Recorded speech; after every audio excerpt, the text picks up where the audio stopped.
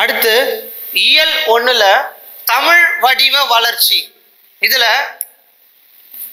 மனிதன் கருத்தை அறிவிக்க, தன்னுடைய கருத்தை எல்லாம் அறிவிக்கணும் அப்படின்னா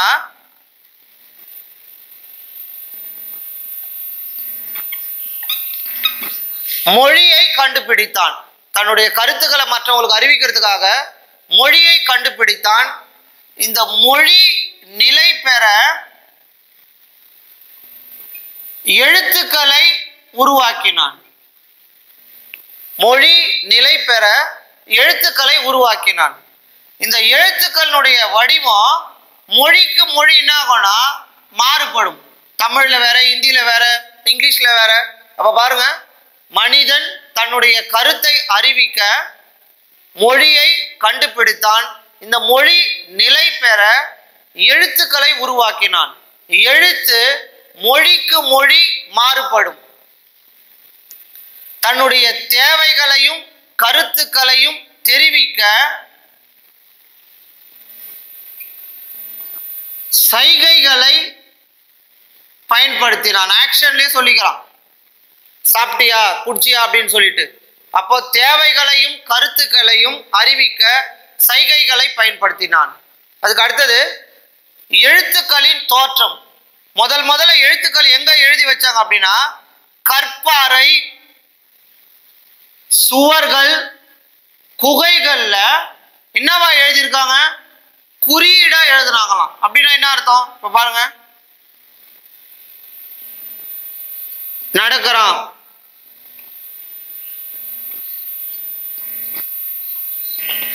குடிக்கிறான், சாப்பிடுறான், இந்த மாதிரி குறியீடுகளை பயன்படுத்துறாங்களாம். அப்போ இந்த குறியீடுக்கு எழுத்து வடிவத்தின் தொடக்க நிலை என்று பெயர். அப்போ இதுக்கு என்ன பெயர் அப்படின்னா, நான் படம் வரைஞ்சிருக்கேன்ல, அப்போ எழுத்து வடிவத்தின் தொடக்க நிலைக்கு பெயர் ஓவிய எழுத்து. இந்த மாதிரி கற்பாறைகள்ல, சுவர்கள்ல, குகைகள் எல்லாம் அந்த காலத்துல ஓவிய எழுத்துக்களை பயன்படுத்துறாங்க. நான் புக்கில் ஒரு லெட்டரு, ஒரு வேர்டு, ஒரு லைன் விடாம நான் நடத்திட்டே வரேன். இந்த ஷார்ட்கட்டை நீங்க யூஸ் பண்ணி ஜஸ்ட் நீங்க பார்த்துட்டே வந்தா போதும். ஒரு முறை ஒரு லெசன் முடிச்ச உடனே நீங்களே ஏதாவது வேற ஒரு புக்ல இருந்து கொஸ்டினை பார்த்து ஆன்சரை நீங்க செலக்ட் பண்ணணும். இப்ப பாருங்க, ஓர் ஒலிக்கு ஓர் எழுத்து. இப்ப ஆ அப்படின்னா ஒரு எழுத்து, ஊ ஒலி, அதுக்கு ஒரு எழுத்து. அப்ப பாருங்க, ஓர் ஒலிக்கு ஓர் எழுத்து உருவான நிலையை டேஷ் என்பர், ஒலி எழுத்து என்பர். அதுல இருந்து ஆன்சர் வந்துருச்சு பாருங்க, ஒலி எழுத்து என்பர். பாருங்க, இது அந்த காலத்துல இருந்த கல்லு. இந்த கல்லை நான் என்ன பண்றேன்? வெட்டுறேன். அப்போ பழைய காலத்துல இருந்த கல்வெட்டுக்கல்ல சான்ற வடமொழி எழுத்து பயன்படுத்தப்பட்டது. எதை பயன்படுத்தல அப்படின்னா ஒற்று எழுத்துக்கள், புள்ளி வச்ச எழுத்துக்களை பயன்படுத்தல. அதுக்கப்புறம் எகரத்துக்கும் ஒகரத்துக்கும் குறில் நெடில் என்ற வேறுபாடே கிடையாது. இப்ப அதை படிச்சு குறிலா நெடிலா நம்மளால கண்டுபிடிக்க முடியாது. எது எதுக்குன்னா எகரம் ஒகரம். இப்ப பாருங்க, அந்த காலத்து கல்வெட்டுக்கள்ல வடமொழி எழுத்துக்கள் காணப்பட்டது, ஒற்று எழுத்துக்கள் காணப்படுவது கிடையாது. எகரம் ஒகரம் என்ற குறில் நெடில் வேறுபாடு கிடையாது. அதுக்கு அடுத்தது தமிழ் எழுத்துக்கள். இந்த தமிழ் எழுத்து அச்சுக்கலை மூலமா முதல்ல நிலையான வடிவத்தை பெற்றது. அச்சுக்கலைனா நம்ம பிரிண்ட். டேஷ் மூலமாக தமிழ் எழுத்துக்கள் நிலையான வடிவம் பெற்றது, அச்சுக்கலை மூலமாக. இப்ப அதுல எழுதின எழுத்துக்கள் பழைய வரி வடிவங்களை எங்க பார்க்கலாம் அப்படின்னா கல்வெட்டுக்கள்லையும்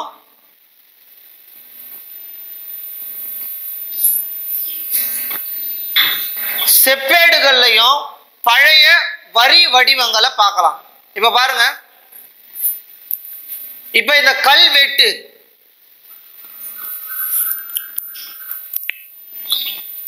செப்பேடு, இந்த கல்வெட்டுல 3 போட்டுக்கிறோம்ல, கி மு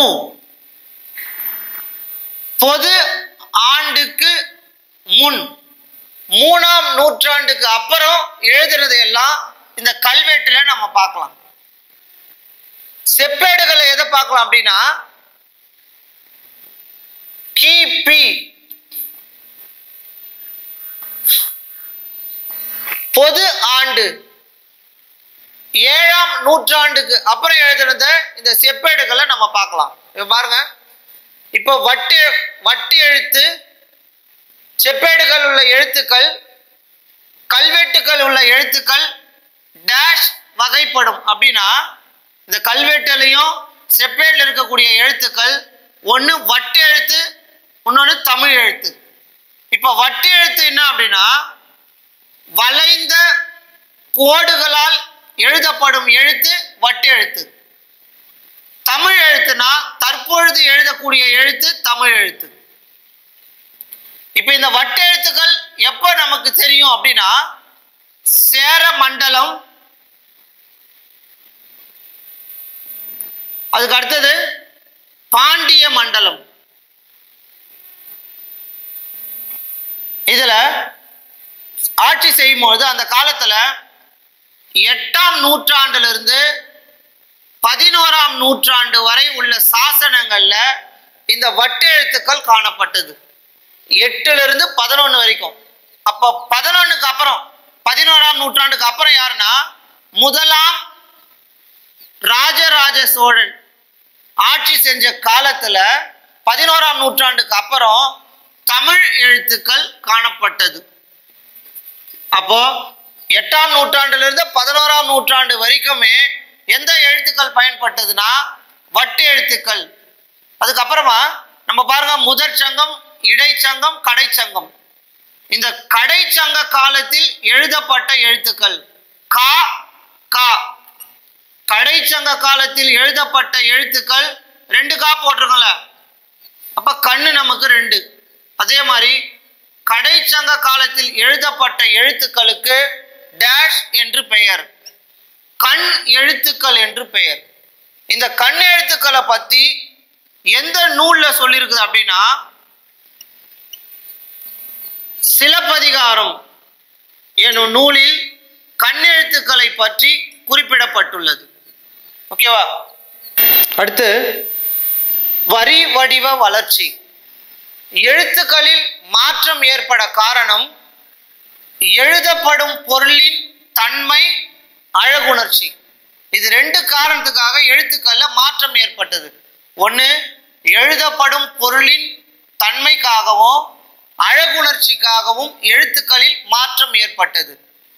பழைய காலத்துல எதுலெல்லாம் எழுத்துக்கள் எழுதுனாங்க அப்படின்னா, கற்பாறைகள், கற்பாறைகள், பாறைகள், செப்பேடுகள், அதுக்கு அடுத்தது ஓலைகள், ஓலைகள். பாருங்க, பாறைகள். எதுக்காக இந்த பா போட்டேன்னா பாருங்க, இந்த கோடு வந்து எப்படி இருக்குதுன்னா நேர்கோடு. அப்போ பாறைகள்ல எழுதும் போது நேர்கோடுகள் பயன்படுத்தப்பட்டது. பாருங்க, அதனாலதான் இந்த பா போட்டிருக்கேன். நீங்க ஓலை பாருங்க, வளைஞ்சு வளைஞ்சு இருக்குதுல்ல. அப்போ ஓலைகளில் எழுதுவதற்கு வளைகோடுகள் பயன்படுத்தப்பட்டது, பாறைகளில் நேர்கோடுகள் பயன்படுத்தப்பட்டது, ஓலைகளில் வளைகோடுகள் பயன்படுத்தப்பட்டது. அப்ப எது ஓலையில பயன்படுத்தல அப்படின்னா, ஒற்று எழுத்துக்களும் நேர்கோடுகளும் ஓலையில் பயன்படுத்தப்படவில்லை. பாறைகள்ல வளைகோடு பயன்படுத்தப்படவில்லை.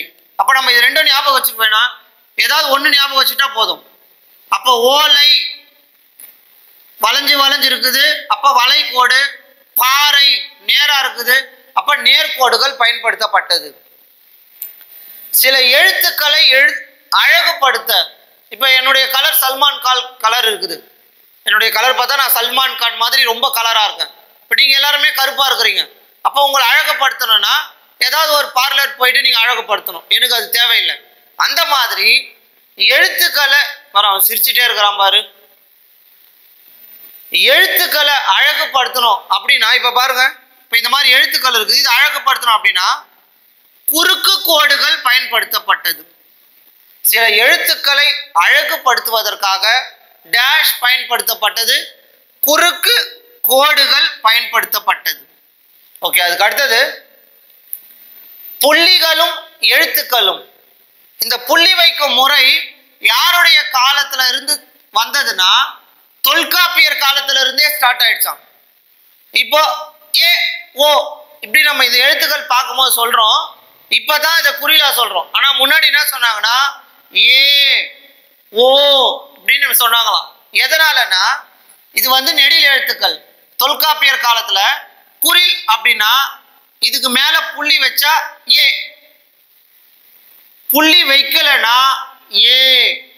அப்போ ஓ மேல புள்ளி வச்சா ஓ, ஓ மேல புள்ளி வைக்கலனா ஓ. அப்போ குறில் நெடில் இந்த எழுத்துக்களை வேறுபடுத்தி காட்டுறதுக்காக தொல்காப்பியர் இந்த ஒற்றை எழுத்து முறையை கண்டுபிடிச்சாராம். அதுக்கப்புறம் பாருங்க, இந்த அகர வரிசை இது கா, இதுக்கு பக்கத்துல புள்ளி வச்சோம்னா கா அப்படின்னு அர்த்தம்.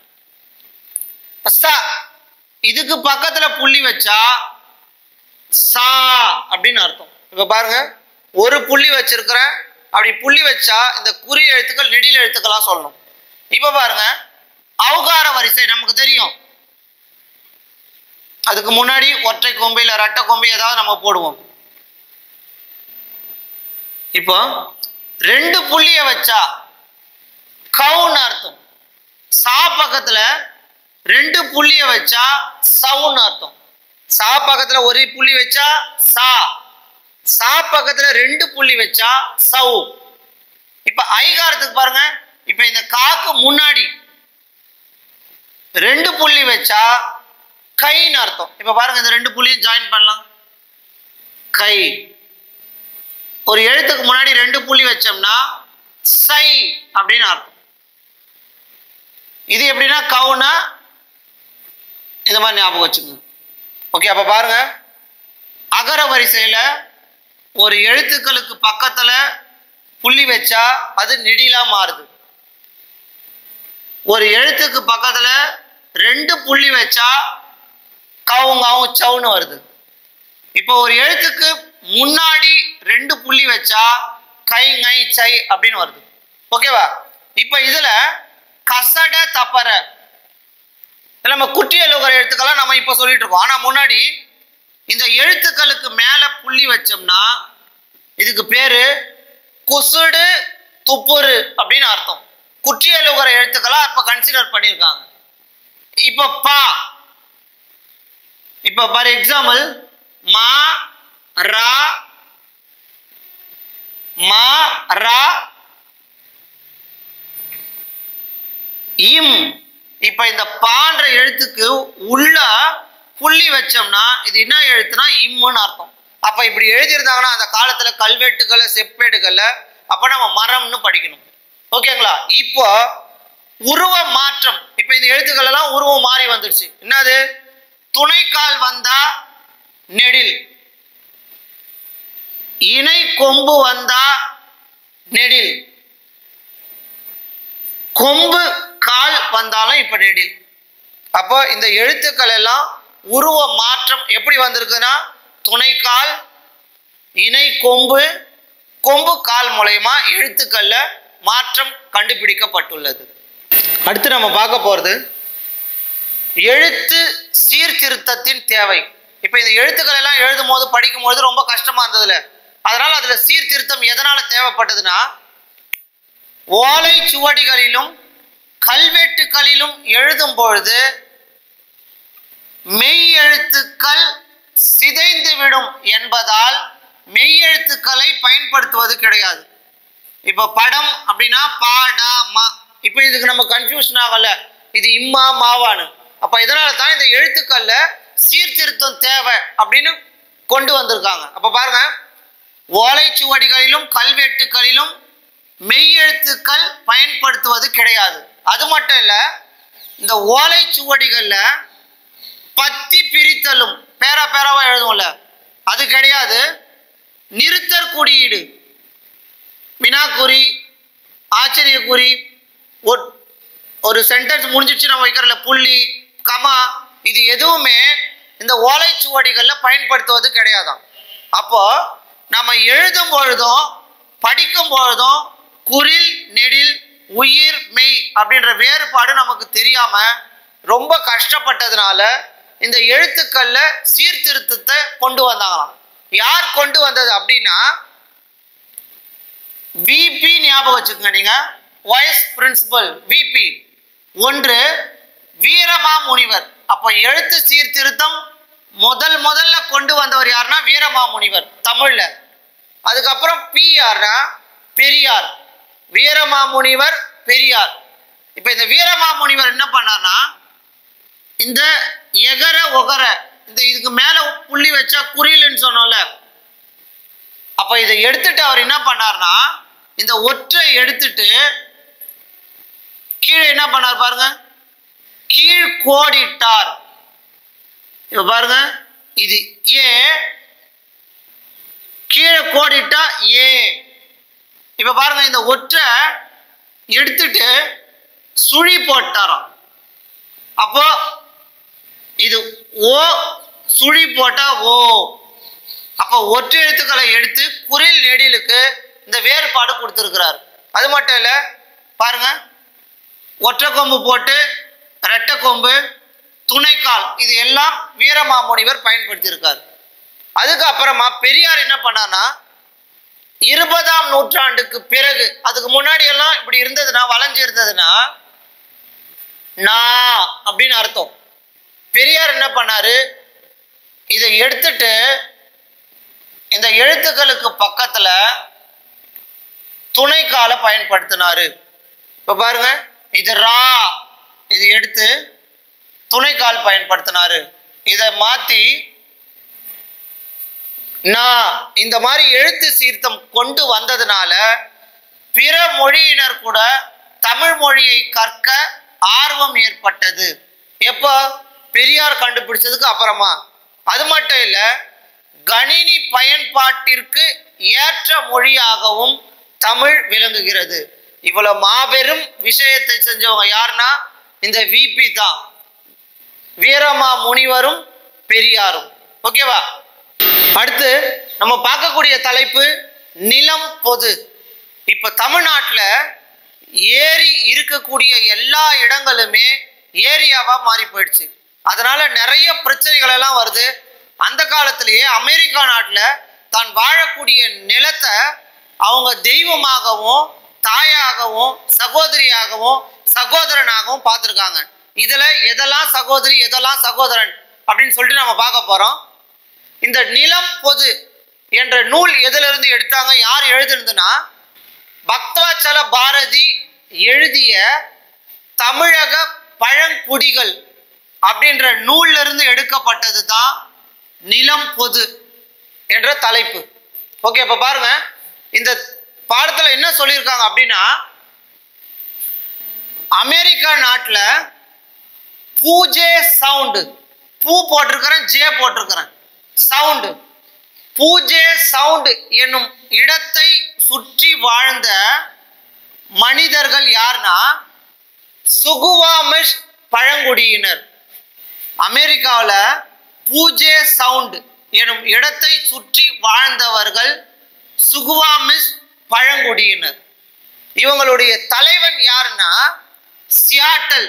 சியாட்டல் இங்க பாருங்க, தலை, தலைக்குன்னா அப்படி போடுறோம், ஒரு சி போடுறோமா, இன்னொரு சி போடுறோம். அப்ப இவங்களுடைய தலைவன் சியாட்டல். பாருங்க, சுகுவாமிஷ் பழங்குடியினரின் தலைவன் சியாட்டல்.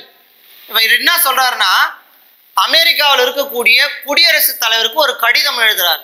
என்னன்னு எழுதுறாரு? இயற்கை வளங்கள் சிதையாமல் இருக்க ஒரு கடிதம் எழுதினார். யாருக்கு? அமெரிக்காவில் இருக்கக்கூடிய குடியரசுத் தலைவருக்கு, பிரசிடென்ட்டுக்கு என்ன சொல்றாரு? செவ் இந்தியர்களாகிய நாங்க எங்களுடைய நிலத்தை எல்லாம் தாயாகவும், மதர், எங்களுடைய வானத்தை நாங்க தந்தையாகவும் நினைக்கிறோம். கீழே நிலம், மேல வானம், இது தாயாகவும், மேல வானத்தை தந்தையாகவும் நாங்க நினைக்கிறோம். எங்க ஊர்ல இருக்கக்கூடிய எல்லா மலர்களையுமே நாங்க சகோதரிகளா நினைக்கிறோம். ஏன்னா பூ யார் வைப்பாங்க? சகோதரிகள்.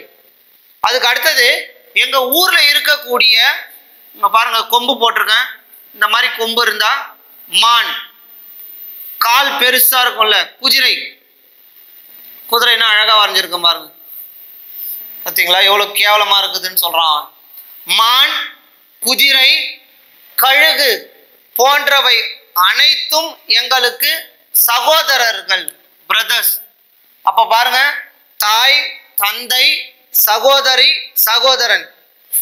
இப்போ வாஷிங்டன் தலைவர் தான் இவர் என்ன பண்ணாங்களாம், எனக்கு உங்களுடைய இடம் வேணும் அப்படின்னு அவர் கேட்டதுனால இவருக்கு கடிதம் எழுதுறாராம் கோபமா. பாரு என்ன சொல்றாரு பாருங்க, ஆறுகள் எல்லாம், எங்க ஊர்ல இருக்கக்கூடிய ஆறுகள் எங்களுடைய உடன் பிறந்தவர்கள்.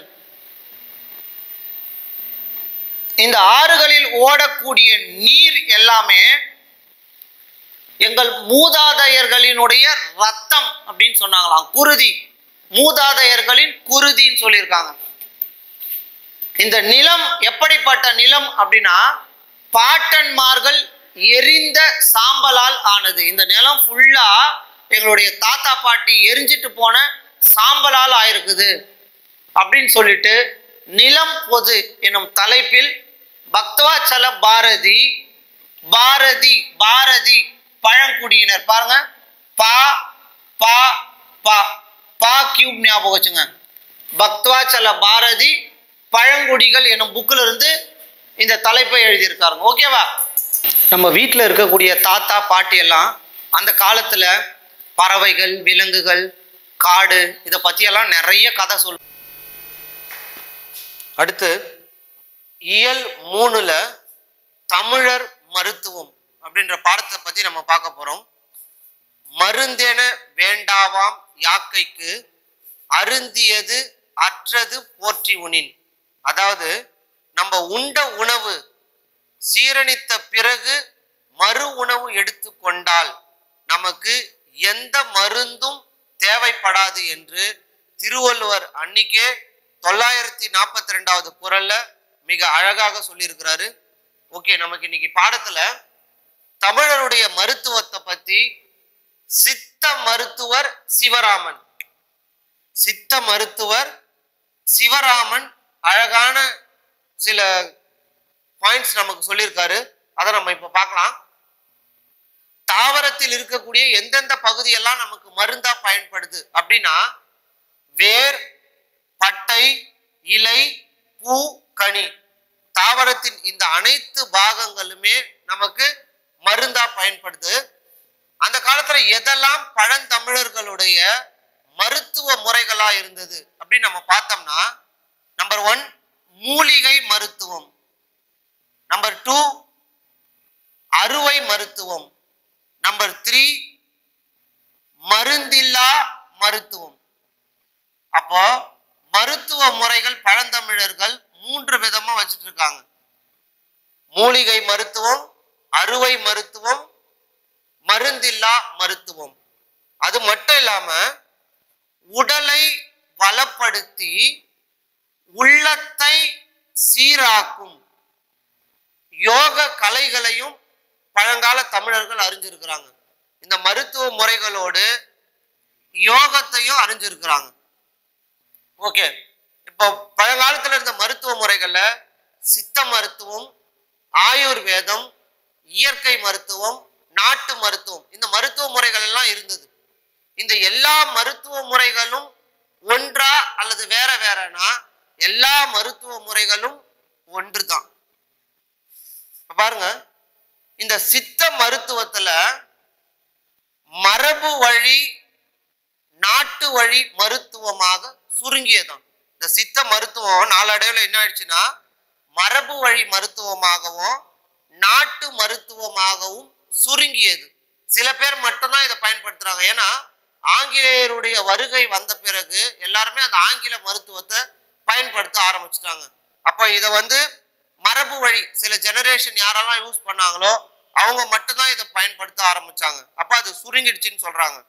பாருங்க, நமக்கு வாழ்க்கையில ஏற்படக்கூடிய வாழ்வியல் நோய் அப்படின்னா ஜெனட்டிக்.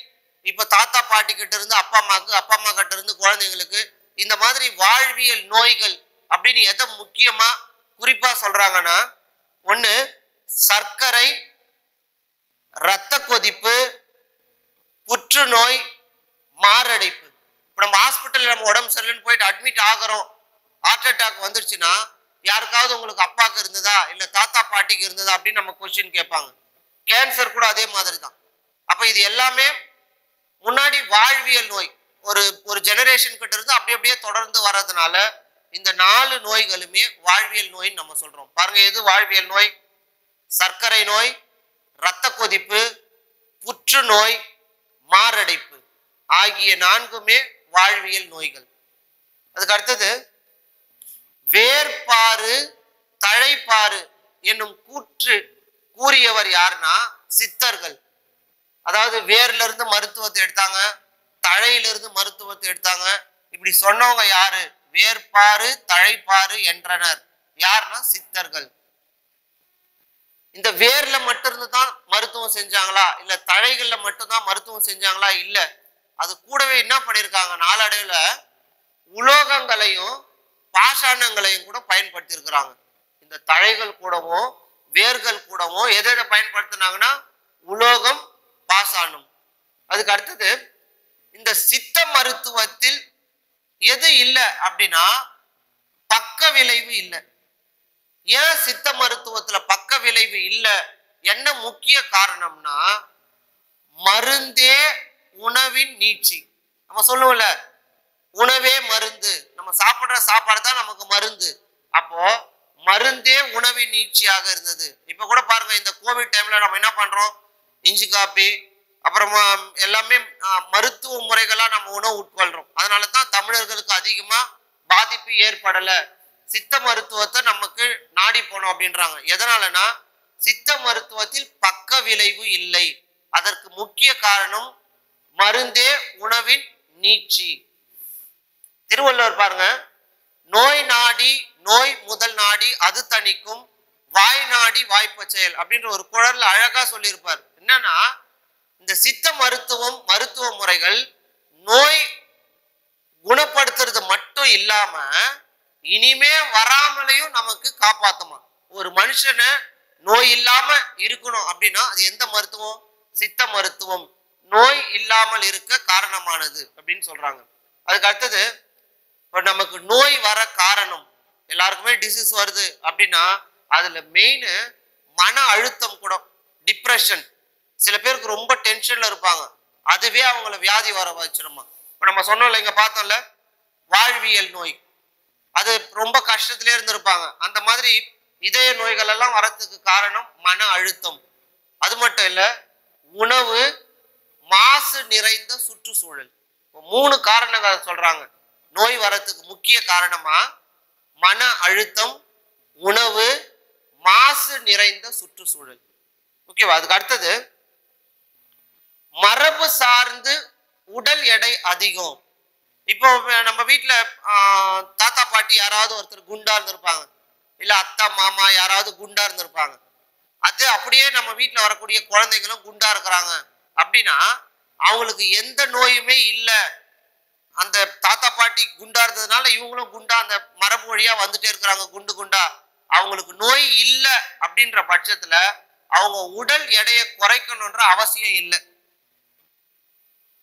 கவனமா, நோய் இல்லாத பட்சத்துல, அவங்களுக்கு நோய் இருந்தா கண்டிப்பா உடல் எடையை குறைக்கணும். அப்ப எப்ப குறைக்கணும் நம்மளுடைய உடல் எடைனா 1 அல்லது 1.5 ஆண்டுக்குள்ள நமக்கு இந்த உடல் எடையை குறைச்சிடணும். அப்பதான் நமக்கு நோய் இல்லாம இருக்க முடியும். நடைமுறையில் உள்ள மருத்துவங்களை 4 முறைகள்ல சொல்றாங்க. இப்போ அட் பிரசன்ட்ல என்னென்ன மருத்துவம் இருக்குது அப்படின்னா, 1 சித்த மருத்துவம், 2 ஆயுர்வேதம், 3 யுனானி மருத்துவம், 4 அலோபதி மருத்துவம். இப்போ நடைமுறையில் உள்ள மருத்துவ முறைகள் 4. 1 சித்த மருத்துவம், 2 ஆயுர்வேதம், 3 யுனானி, 4 அலோபதி.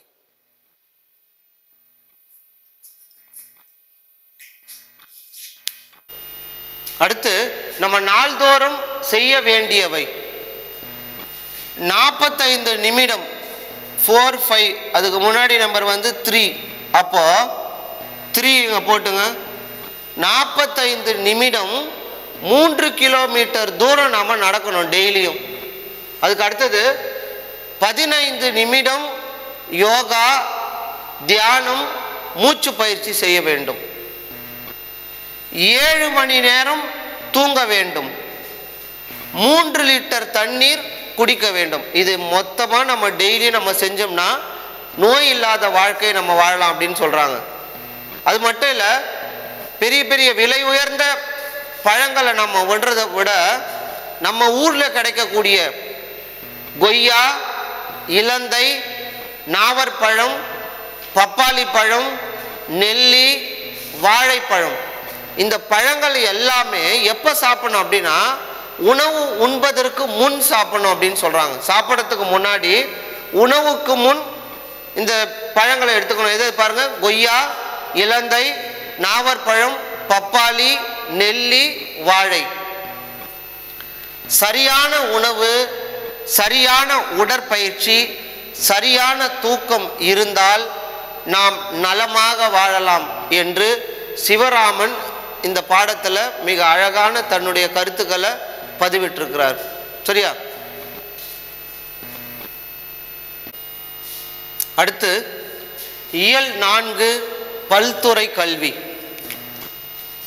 அறியாமையை நீக்கி அறிவை விளக்குவது கல்வி. அறியாமை எனும் இருளை நீக்கி அறிவை விளக்குவது கல்வி. இந்த கல்வி எப்படி இருக்கணும் அப்படின்னா, தொழில் நோக்கத்திற்காக இல்லாமல், நம்ம வேலை செய்யணும் அப்படின்ற நோக்கத்துக்கு இல்லாமல் அறிவு வளரும் வகையில் கல்வி இருக்க வேண்டும் என்று நம்மளை இயற்கை அன்னை எச்சரிக்கை செய்கிறாளாம். இயற்கை அன்னை எப்படி எச்சரிக்கை செய்கிறா? கற்கக்கூடிய கல்வி தொழில் நோக்கத்துக்காக இல்லாமல் அறிவு வளருவதற்காக இருக்க வேண்டும் அப்படின்னு சொல்கிறாங்களாம். கல்வி வருவாயை தேடும் வழிமுறை இல்லை. கல்வின்றது வருவாயை தேடும் வழிமுறை கிடையாது. அது மெய்மையை தேடவும் அறநெறி பயிலவும் பயிற்சி அளிக்கும். கல்வி வருவாய் தேடும் வழிமுறை இல்லை. முக்கியமான பாயிண்ட் இது. அது மெய்மையை தேடவும் அறநெறியில் பயிலவும் பயிற்சி அளிக்கும் என்று கூறியவர் விஜயலட்சுமி பண்டிட். இந்த மாதிரி சொன்னவங்க யாருன்னா விஜயலட்சுமி பண்டிட். இவங்க யாருன்னா, இவங்களுக்கு ஒரு சிறப்பு இருக்குது. ஐநா அவையினுடைய முதல் பெண் தலைவர். ஐநா அவையின் முதல் பெண் தலைவர் விஜயலட்சுமி பண்டிட். அதுக்கு அடுத்தது, வாழ்விற்குரிய இன்ப துறைகளுள் ஒன்று காவிய இன்பமும் ஒன்று. நம்ம லைஃபுக்கான இன்ப துறைகளில் காவிய இன்பம் ஒன்று. சங்க புலவர்கள் யாரெல்லாம் அப்படின்னு இந்த புத்தகத்தில் கொடுத்துருக்காங்க. இந்த பல்துறை கல்வியில் இளங்கோவடிகள், திருத்தக்க தேவர், திருஞான சம்பந்தர், பரம்ஜோதி, ஆண்டாள், சேக்கிழார், கம்பர், இவங்க எல்லாம் முதலியானோர் சங்க புலவர்கள் அப்படின்னு கொடுத்துருக்குறாங்க.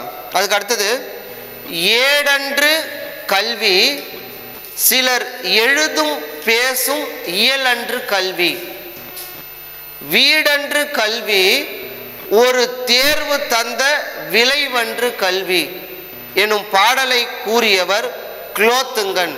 பாரு, ஏடன்று கல்வி வீடன்று கல்வி, இந்த லைன் வந்தாவே யார் ஞாபகம் வச்சுக்கிறீங்கன்னா குலோத்துங்கன்.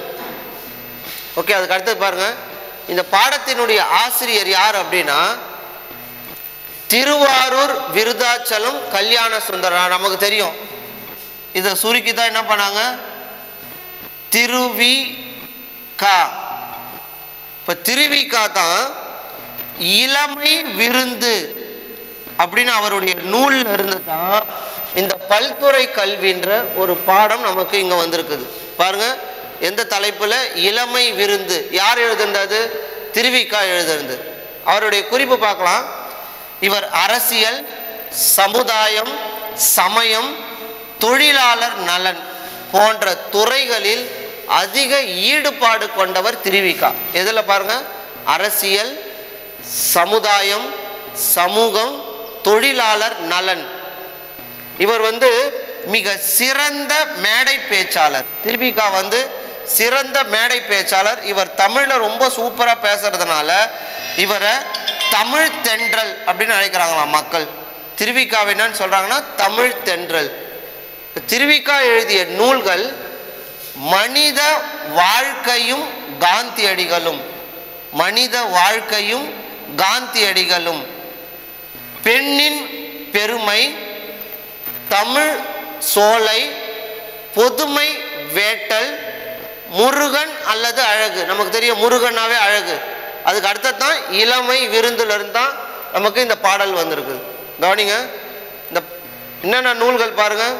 மனித வாழ்க்கையும் காந்தியடிகளும், பெண்ணின் பெருமை, தமிழ் சோலை, பொதுமை வேட்டல், முருகன் அல்லது அழகு, இளமை விருந்து போன்ற நூல்களின் ஆசிரியர் யார்னா திருவிகா.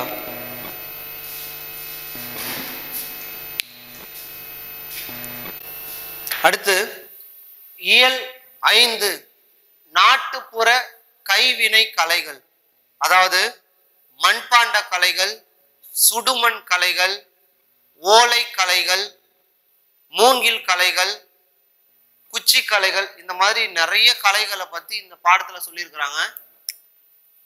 மிக பழமையான கலை எதுனா மண்பாண்ட கலை. கலைகள்ல மிக பழமையான கலைகளுள் ஒன்று மண்பாண்ட கலை. இந்த மண்பாண்ட கலையை பத்தி நமக்கு எப்படி கிடைச்சிருக்கு? சிந்து சமவெளி அகழ்வாய்வுல பானை ஓடு கிடைச்சிருக்கு. சிந்து சமவெளி அகழ்வாய்வுல பானை ஓடு. தமிழ்நாட்டில் நடைபெற்ற ஆதிச்சநல்லூர்ல முதுமக்கள் தாழிகள் கிடைச்சிருக்குதான். நாகை மாவட்டத்துல செம்பியன் கண்டியூர், அதுல கண்டியூர் கண் மண், செம்பியன் கண்டியூர்ல மண் கலன்கள் கிடைச்சிருக்குது. மதுரையில கீழடி என்ற இடத்துல நடைபெற்ற அகழாய்வுல சுடுமண் கிடைச்சிருக்கு. சோ பானை ஓடு, முதுமக்கள் தாழி, மண் கலன், சுடுமண், இந்த பொருட்கள் எல்லாம் கிடைச்சதை வச்சு மண்பாண்ட கலை அந்த காலத்துல சிறந்து இருந்ததா நம்ம அறிய முடியுது. இப்ப வெறும் இந்த மண்பாண்டங்களை இது மட்டும்தான் செய்யறாங்களா? நமக்கு தெரிஞ்ச உடனே என்ன சொல்லுவோம்? பானை, சட்டி, இது ரெண்டு மட்டும் தான் நமக்கு மண்பாண்டத்துல தெரியும். அதை தாண்டி வேற எல்லாம் எது இருக்குது? குடம், தோண்டி, கலயம், கடம், மூடி. இப்ப இதுல எல்லாம் நமக்கு தெரியும். குடம் விட்டுருங்க, தோண்டி விட்டுருங்க, கலயம், கடம். இப்ப இது டிஃப்ரெண்டா இருக்குது, அதை ஞாபகம் வச்சுக்கணும். மூடியும் தெரியும் நமக்கு, மண் சட்டிக்கு மூடி போடுறாங்கல்ல. உழக்கு, சுண்டல், இது எல்லாமே நமக்கு ஒரு உழக்கு கூட, 2 உழக்கு கூடுவாங்க. அப்ப இதுவும் டிஃப்ரெண்டா இருக்குது. உழக்கு, அகல் நமக்கு தெரியும், உண்டியலும் தெரியும், அடுப்பும் தெரியும், தொட்டியும் நமக்கு மண்பாண்டங்களை செய்யறதா. அப்ப கலையும், கடம், உழக்கு, இது 3மே நீங்க ஞாபகம் வச்சுக்கிறீங்க.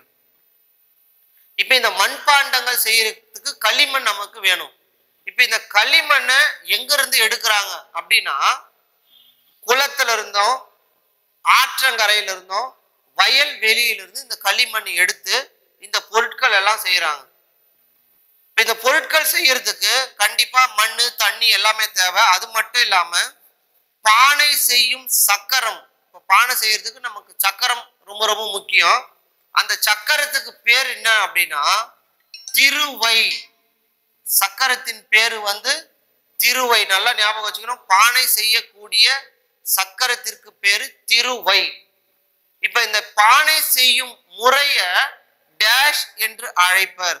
பானை செஞ்சேன்னு சொல்லக்கூடாது. பானை வனைதல், பானை வனைதல், பானை வனைதல் சொல்றதுதான் மரபா. எப்படி பானை செய்வாங்க? ஒரு பெரிய பள்ளம் தோண்டிட்டு அதுக்குள்ள களிமண்ணை போட்டு தண்ணியை நிரப்பிச்சு நல்லா ஒரு நாள் ஃபுல்லா ஊற வைப்பாங்களாம். அதுக்கப்புறமா இந்த திருவையை வச்சு அதுல சுத்தி பானை செய்வாங்க. இப்ப பானை வனைதல்ன்றதுதான் மரபு. இப்ப இந்த மண்பாண்ட கலையின் வளர்ச்சி நிலையத்தான் சுடுமண் சிற்பக்கலை. சுடுமண் சிற்பக்கலை இப்ப நமக்கு வெறும் மனுஷங்களுடைய உருவம் மட்டும் இல்ல, பறவைகள், விலங்குகள், இந்த மாதிரி நிறைய பொம்மைகள் எல்லாம் செய்யறது எந்த கலைனா சுடுமண் சிற்பக்கலை. இந்த சுடுமண் சிற்பக்கலைக்கு தான் ஆங்கிலத்துல டெரகோட்டா அப்படின்னு சொல்றாங்க. சுடுமண் சிற்பக்கலை ஆங்கிலத்துல என்ன சொல்றாங்கன்னா டெரகோட்டா. இப்ப நிறைய கோயில் எல்லாம் பார்க்கலாம், குதிரை பொம்மை நின்றுட்ட மாதிரி இருக்கும். குதிரை அது எதுக்காகனா தான் வேண்டியது நிறைவேறினால் இன்னது செய்வேன் என்று கடவுளை வேண்டிக் கொண்டு இந்த சிற்பங்களை செஞ்சு வைப்பாங்களாம். அது எந்த சிற்பம் அப்படின்னா குதிரை சிற்பம். வேண்டியது நிறைவேறினால் செய்யக்கூடிய சிற்பம் குதிரை சிற்பம். இந்த சுடுமண் சிற்பக்கலை ஆங்கிலத்துல என்ன சொல்றாங்க? டெரகோட்டா. ஓகே, இது முடிச்சிட்டோம். அதுக்கு அடுத்தது மூங்கில் பார்க்கிறோம். மூங்கில்ல என்னென்ன கைவினை பொருட்கள் செய்யறாங்க? மூங்கில் டேஷ் வகைப்படும். கல் மூங்கில், மலை மூங்கில், கூட்டு மூங்கில். கல் மூங்கில், மலை மூங்கில், கூட்டு மூங்கில். இந்த 3 மூங்கில் வகைகள்ல கூட்டு மூங்கில வச்சுதான் கைவினை பொருட்களை அதிகமா செய்யறாங்களாம். ஏன்னா அது அப்படியே ஈஸியா இதான் மூங்கிலாம் அப்படியே கூட்டலாம்ல. அப்ப கூட்டு மூங்கில்களின் மூலமாக கைவினை பொருட்கள் அதிகமாக செய்யப்படுகிறது. அதுக்கு அடுத்தது பாய்களுக்கு போலாம். பாய்களின் வகைகள். இப்ப குழந்தைகளை நம்ம முதல்ல குழந்தை பிறந்த உடனே ஒரு பாயில படுக்க வைப்போம். அந்த பாயினுடைய பெயர் தடுக்கு பாய். குழந்தைகளை படுக்க வைக்கக்கூடிய பாய் தடுக்கு பாய். உணவு உண்பதற்காக பயன்படுத்தக்கூடிய பாய். இப்போ பந்திக்கு டைம் ஆயிடுச்சு, பந்தி டைம் ஆயிடுச்சுன்னு சொல்றோம்ல, அப்படின்னா போய் பந்தி புடி அப்படின்னா பாயை போயிட்டு புடின்னு அர்த்தம். அப்போ உணவு உண்பதற்காக பயன்படுத்தக்கூடிய பாய் பந்தி பாய்.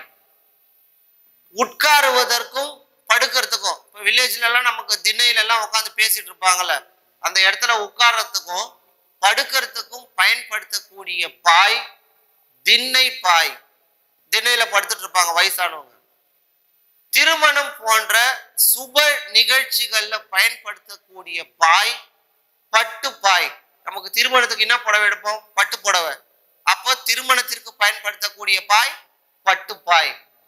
படுக்கிறது நம்ம திண்ணையில தான் படுக்கணும், அப்ப திண்ணை பாய். இஸ்லாமியர் தொழுகைக்காக பயன்படுத்தக்கூடிய பாய். இப்ப நம்ம மசூதியில பார்க்கலாம், சின்ன சின்ன பாய்களை போட்டு அவங்க தொழுதுட்டு இருப்பாங்க. அப்போ தொழுதலுக்காக பயன்படுத்தக்கூடிய பாய் தொழுகை பாய். நெக்ஸ்ட் பாய்மர கப்பலில் பயன்படுத்தக்கூடிய பாய் கூடப்பாய். பாய்மர கப்பல்ல பயன்படுத்தக்கூடிய பாய் கூடப்பாய். இந்த பாய்களுடைய சிறப்பை பத்தி புறநானூறு நூல்ல மிக அழகா சொல்லியிருப்பாங்க. அந்த புறநானூறு நூல்ல கூம்போடு மீப்பாய் கலையாது. இப்ப பாருங்க, மீப்பாய் அப்படின்னா பாய்மர கப்பலில் பயன்படுத்தக்கூடிய பாய்.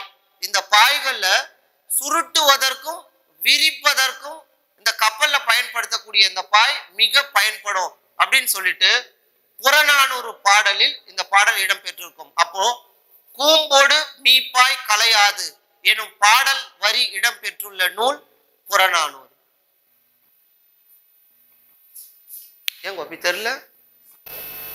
அடுத்து நமக்கு பனை ஓலையை பத்தி பார்க்க போறோம். இந்த பனை மரத்துல ஓலை நார் இது ரெண்டுமே நமக்கு என்ன பயன்படுது அப்படின்னு பார்த்தோம்னா, பனைமரம் உயரம் மட்டும் இல்ல, அது பயன்லையும் சிறந்தது அப்படின்னு சொல்றோம். எதனால? கிளுகிழுப்ப அந்த பனை ஓலையில பொம்மை, பொருள் வைக்க சிறிய கொட்டான், பெரிய கூடை. இப்ப பாருங்க, கிளுகிழுப்ப நமக்கு தெரியும், பொம்மை தெரியும், சிறிய கொட்டான் பொருள் வைக்கிறதுக்காக இது கொஞ்சம் டிஃப்ரெண்டா இருக்குது. அதுக்கு அடுத்தது பெரிய கூடையும் நமக்கு தெரியும். சுலகு டிஃப்ரெண்டா இருக்குது. விசிறி நமக்கு ஓலையில செஞ்சிருக்கிறாங்க. தொப்பி, அப்புறம் ஓலைப்பாய். அப்ப இதுல டிஃப்ரெண்டா இருக்குது எது? சிறிய கொட்டான், சுலகு போன்றவை செய்ய பயன்படும் பொருள் பனை ஓலை. இந்த ஓலையில இது எல்லாமே செய்யறாங்களாம். அந்த பனை ஓலை அந்த மட்டையில இருக்கக்கூடிய நாரை வச்சு கயிறு, கட்டில், கூடை ஆகியவை செய்ய பனை மரத்தின் நார் பயன்படுகிறது. ஓகேவா? அதுக்கு அடுத்த கலை எதுனா பிரம்பு கலை. இந்த பிரம்பை வச்சு கட்டில், ஊஞ்சல், நாற்காலி, மேசை, பூக்கூடை, பழக்கூடை, அதுக்கப்புறமா வெற்றிலை பெட்டி, இது எல்லாமே செய்யறாங்க அப்படின்னு சொல்லிட்டு இதெல்லாம் நம்ம ஞாபகம் வச்சுக்க வேண்டியது. இடியாப்ப தட்டு, இடியாப்ப தட்டு எதுல செய்யறாங்கன்னா பிரம்புல செய்யறாங்களாம். அது மட்டும் இல்ல, அர்ச்சனை தட்டு, அர்ச்சனை தட்டும் இடியாப்ப தட்டும் செய்யக்கூடியது பிரம்பு. இப்ப பாருங்க, இந்த பிரம்பு இது தாவர வகையை சார்ந்தது. இது உலோகம் போல வளைக்கலாம். பிரம்பை உலோகம் போல வளைக்கலாம் அப்படின்னு சொல்றாங்க. இந்த பிரம்பு குளிர்ச்சியானது. இப்ப நம்ம 2 கெடபாரையை வச்சுட்டு இந்த பிரம்பை நமக்கு தேவையான வடிவத்துல சூடு பண்ணி வளைச்சோம்னா அதுக்கப்புறம் தண்ணியில நினைச்ச உடனே நமக்கு வேண்டிய வடிவத்தை அப்படியே கொடுக்குமா. இந்த பிரம்பு நமக்கு குளிர்ச்சியானதுனால இதை நிறைய வெயில் காலத்துல நம்ம பயன்படுத்துறோம். அதுக்கு அடுத்தது பிரம்பினுடைய சிறப்புகளை பார்க்கலாம். பிரம்பு என்ன வகையை சார்ந்ததுன்னா கொடி வகையை சார்ந்தது. அது அப்படி வளைஞ்சு வளைஞ்சு இருக்குமா. பிரம்புன்றது கொடி வகையை சார்ந்தது. பிரம்பின் தாவரவியல் பெயர் கலாமஸ் ரொட்டாங். கலாமஸ் ரொட்டாங். அந்த பிரம்பு அப்படி கீழே போட்டோம்னா ரொட்டான் சத்தம் வருது, ஞாபகம் வச்சுங்க. பிரம்பு என்ன வகையை சார்ந்தது? கொடி. கொடி கலா, கலாமஸ் ரொட்டாங். இந்த பிரம்பு எங்க விளையுது அப்படின்னா நீர் நிறைந்த வாய்க்கால், வரப்பு, அதுக்கப்புறமா மண் குகைகள் எல்லாம் எங்க இருக்குதோ அங்க இருக்குதான். நீர் நிறைந்த வாய்க்கால், வரப்பு, மண் குகைகள் ஆகிய இடங்களில் பிரம்பு அதிகமாக வளருது. இப்ப இந்த பிரம்பு தமிழ்நாட்டுல இருக்குதா அப்படின்னா அதிகமா இல்ல. தமிழ்நாட்டுல இல்லாததுனால அப்ப வெளியிருந்து வர வைக்கிறாங்க. எந்த நாட்டுல? இப்ப பிரம்புன்றது மலை, ஞாபகம் வச்சுக்கோங்க. மலையில என்ன விளையும்? சாம விளையும். மலையில என்ன இருக்கும்? மான் இருக்கும். இப்போ மலையில என்ன சொன்ன? சாம, மான் இருக்கும். அப்ப பாருங்க, அசாம், அந்தமான், மலேசியா போன்ற இடத்துல இருந்து பிரம்ப வர வச்சு இந்த பொருட்கள் எல்லாம் செய்யறாங்க அப்படின்னு சொல்றாங்க. ஓகேவா? ஓகே, அடுத்தது இயல் 6ல கொங்கு நாட்டு வாணிகம் அப்படின்ற உரைநடையை பத்தி நம்ம பார்க்க போறோம். இதுல தொல்காப்பியம், சங்க இலக்கியமும் தமிழகத்தை சேரர், சோழர், பாண்டியர் ஆகிய மூவேந்தர்களுக்கும் உரியது என்று கூறுகிறது. எது சொல்லுது? தொல்காப்பியம், சங்க இலக்கியமும் தமிழகத்தை சேரர், சோழர், பாண்டியர் ஆகிய மூவருக்கும் உரியது என்று கூறுகிறது. இதுல தொல்காப்பியம்ன்ற நூலு வன்புகழ் மூவர் தன்பொழில் வைப்பு என்று கூறுகிறது. மூவர் அப்படின்னா நமக்கு ஷார்ட்கட்டு சேரர், சோழர், பாண்டியர். இப்ப தன் அது கூடவே தொல் ஞாபகம் வச்சுக்கோங்க. அப்ப வன்புகழ் மூவர் தன்பொழில் வைப்பு என்று கூறும் நூல் தொல்காப்பியம். அதுக்கு அடுத்து பாருங்க, ராமாயணம், வான்மீகி எழுதிய ராமாயணம், மகாபாரதம், அர்த்த சாத்திரம், அசோகர் கல்வெட்டு ஆகிய அனைத்திலும் மூவேந்தர்களை பற்றி குறிப்பிட்டிருக்கிறாங்களாம். எது எதுல? ராமாயணம், மகாபாரதம், அர்த்த சாஸ்திரம், அசோகர் கல்வெட்டு. அதுலயே சொல்லியிருக்காங்கன்னா அப்ப இந்த மூவேந்தர்கள் எல்லாம் ரொம்ப காலத்துக்கு பிற்பட்டவர்கள் அப்படின்னு நமக்கு தெரியுது. இதுல இந்த மூவேந்தர்களில் சேரர்களை பத்தி நம்ம இப்ப பார்க்க போறோம். முடியுடை வேந்தர்களில் பழமையானவர் சேரர். இது நம்ம எப்படி நம்ம சேரர் தான் மிக பழமையானவர் அப்படின்னா நம்ம சொல்லும் போதே தெரியும். சேரர், சோழர், பாண்டியர். முதல்ல யார சொல்றோம்? சேரர். அப்ப இந்த 3 பேர்ல மிக பழமையானவர் யாரு அப்படின்னா சேரர் அப்படின்னு சொல்றாங்க. போந்தை வேம்பே ஆரென அப்படின்னு சொல்லிட்டு தொல்காப்பியம் சொல்றாங்க. இதுல முதல்ல நமக்கு சொல்லும் போதே போந்தை அப்படின்னும் போதே அப்ப இது யாரு? சேரர்களுக்கு உரியது. அப்ப முதல்ல பழமையானது எதுனா சேரர்கள் தான் இப்படின்னு சொல்லக்கூடிய நூல் எதுனா தொல்காப்பியம். தொல்காப்பியம்ன்ற நூல் சொல்லுது. இந்த சேரர்களின் நாடு குடநாடு. சேரர்களின் நாடு குடநாடு. இவர்களின் தலைநகரம் வஞ்சி. சேரர்களின் தலைநகரம் வஞ்சி. இந்த நாடு எங்க இருந்து எங்க வரைக்கும் இருக்குது அப்படின்னா மேற்கு மலைத்தொடர்ல இருந்து அரபிக்கடலில் கடக்கும் பேரி ஆற்றங்கரை. மேற்கு மலையிலிருந்து ஆறு பாருங்க, மலை என்ன மலை?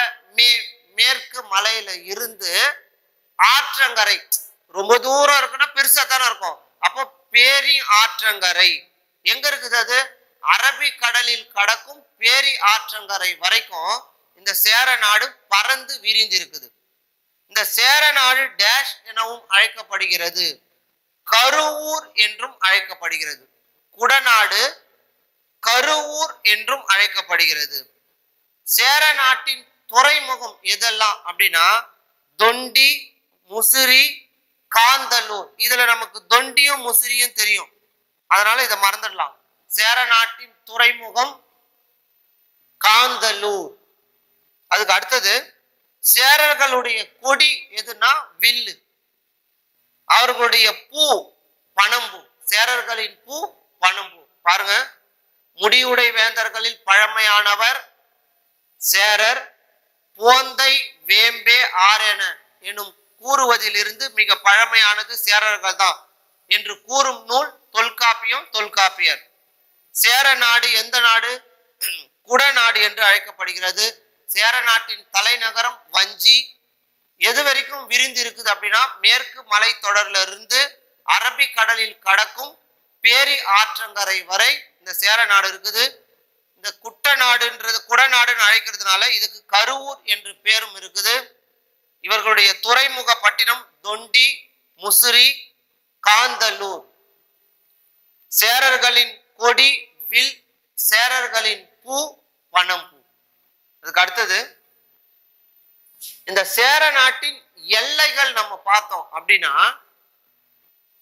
இன்றைய கேரளா அதுல இருந்து தமிழகத்தை சேர்ந்த சேலம் மாவட்டம், கோவை மாவட்டம் இணைந்த பகுதி தான் இந்த சேர நாட்டின் எல்லைகளா இருக்குதான். கேரளாவில இருந்து தமிழ்நாட்டில் இருக்கக்கூடிய சேலம், கோவை இந்த பகுதி வரைக்கும் இருக்குது அப்படின்னு சொல்றாங்க. இந்த சேலம், கோவை ஆகிய 2 மாவட்டங்களையும் தான் தற்பொழுது கொங்கு நாடு என்று அழைக்கப்படுகிறது. கொங்கு நாடு என்று அழைக்கப்படும் மாவட்டங்கள் சேலம், கோவை. இதுக்கு நமக்கு ஷார்ட்கட் கொங்கு, கோவை. கொங்கு, கோவை. இன்னொன்னு அது சேலம். அதுக்கு அடுத்தது பாரு, இப்ப இந்த கொங்கு நாடுன்னு சொன்னல, அந்த கொங்கு மண்டலத்தை பத்தி நம்ம பார்க்க போறோம்.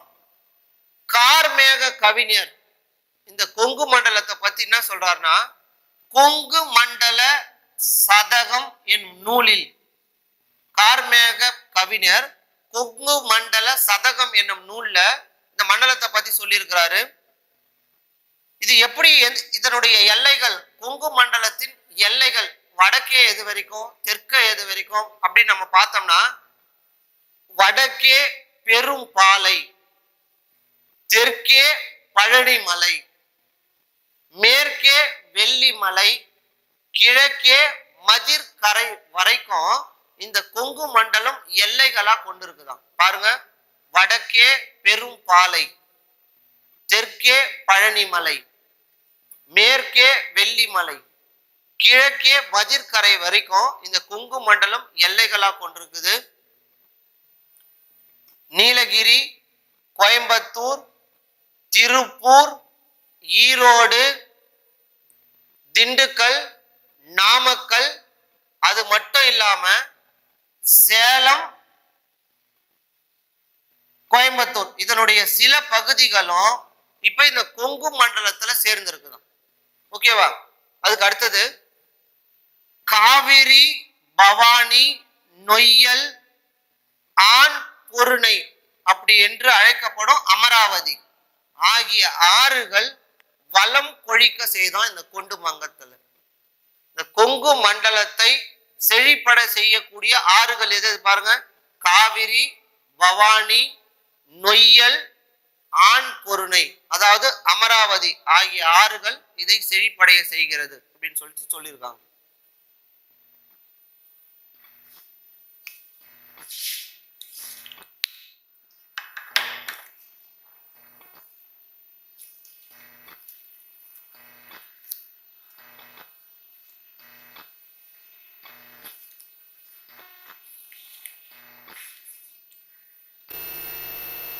அடுத்து இந்த கொங்கு மண்டலத்துல பழங்கால வணிகம், உழவு, கைத்தொழில், வணிகம் ஆகிய மூன்றும் ஒரு நாட்டு மக்களின் நல்வாழ்விற்கு அடிப்படை அப்படின்னு சொல்றாங்க.